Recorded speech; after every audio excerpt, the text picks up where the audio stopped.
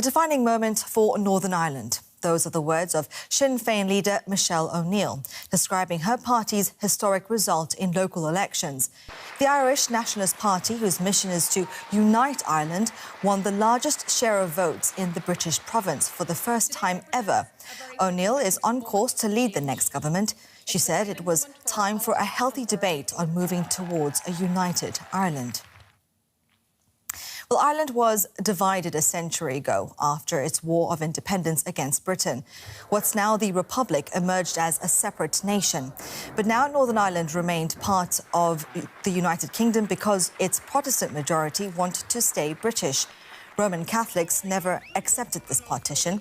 Tension between the two communities turned violent in the 1960s, only ending in 1998 with the Good Friday Agreement. But Brexit has sparked new tensions.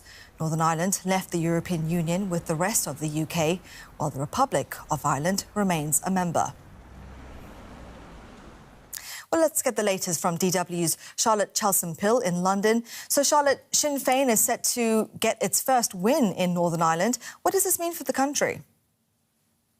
Well, that would indeed be an absolute watershed moment for politics in Northern Ireland. As you say, Sinn Fein are on track to become the largest party and therefore be entitled to the post of First Minister for the first time ever. Now, that really would be a historic moment in Northern Ireland. Now, you mentioned there the fact that they are committed to this idea of a united Ireland. That's certainly the issue that is going to grab the headlines. The prospect of that, not imminent. There is a lot that stands in the way, but certainly this a win would open the door to that prospect. So many are watching very closely.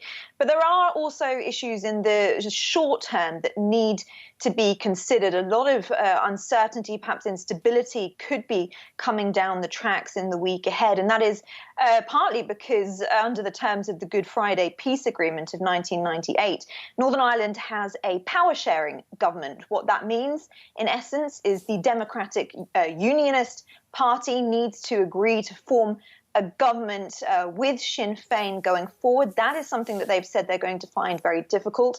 The reason that they've given is what's called the Northern Ireland Protocol. That's an agreement that was formed after Brexit to avoid a hard border on the island of Ireland. But what it essentially means is there is a trade border in the Irish Sea between Great Britain and Northern Ireland. So that's something that is likely to make the headlines once again over the next couple of weeks.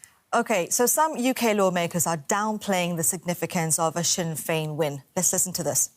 As for the question of the Constitution, I mean, that's a lower order priority, not just for Sinn Fein, but the 30% of people in Northern Ireland who support a border poll. I mean, the majority of people, I think, just want to see their government in Northern Ireland back up and running. So will Sinn Fein pursue its goal of a united Ireland, even though it wasn't a priority in their election?